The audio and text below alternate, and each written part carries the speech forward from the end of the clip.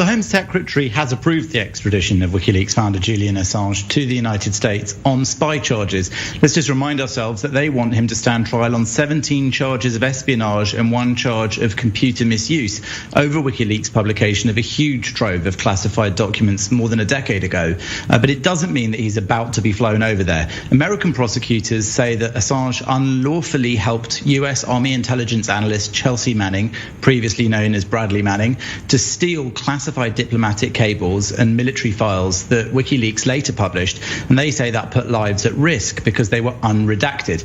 Now, his website published a series of leaks in 2010 that suggested wrongdoing by the US forces in Iraq and Afghanistan, and Mr. Assange now has 14 days to appeal this decision by Priti Patel. Now, his supporters say that as a journalist, he was simply uncovering corruption and wrongdoing from the US and therefore ought to be protected as well.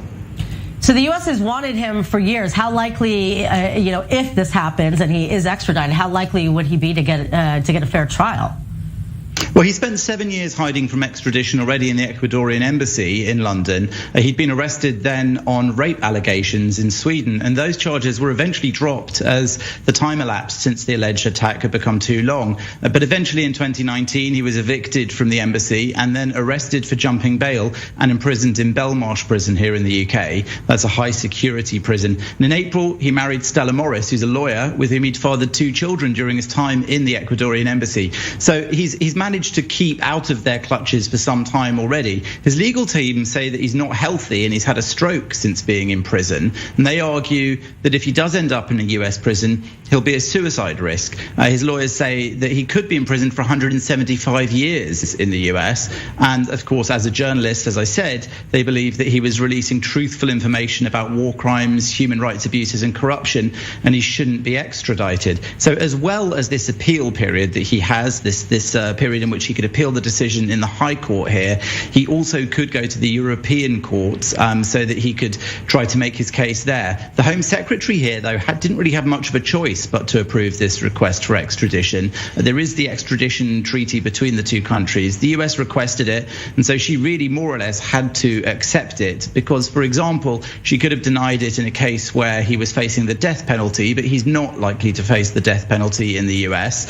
And the Home Office have issued a statement saying that the UK courts haven't found it would be oppressive, unjust, or an abusive process to extradite Mr. Assange, and nor did they find that the extradition would be incompatible with his human rights, including his right to a fair trial and to freedom of expression, and that whilst in the US, he will be treated appropriately, including in relation to his health. So should the appeal be done within the next 14 days, which we know it will, how long is that appeal process? I mean, how much longer does it make the process, even if he is ultimately extradited, to be extradited?